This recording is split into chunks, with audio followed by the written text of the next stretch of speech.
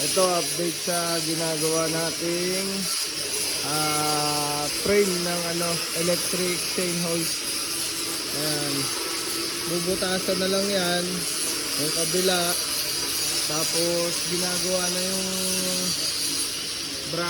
doon, mga connection niya, yung plate na ikakabit. Ito yung nasa ibabaw. Diyan dadaan yung machine. Diyan gugulong.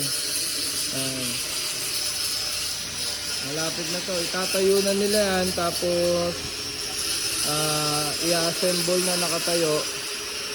Tapos ikakabit yung mga bracket. Ito yung natin, yung machine natin. Ayan yung machine, malaki yan. Malaking motor yan. Ang capacity nitong machine na to ay 2 tons. Ayan, heavy duty siya. Yung machine pa lang, nasa na yun 140 kilo.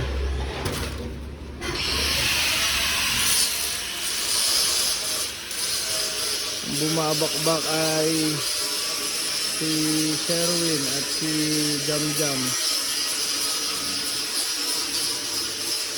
Tatapusin nila to ng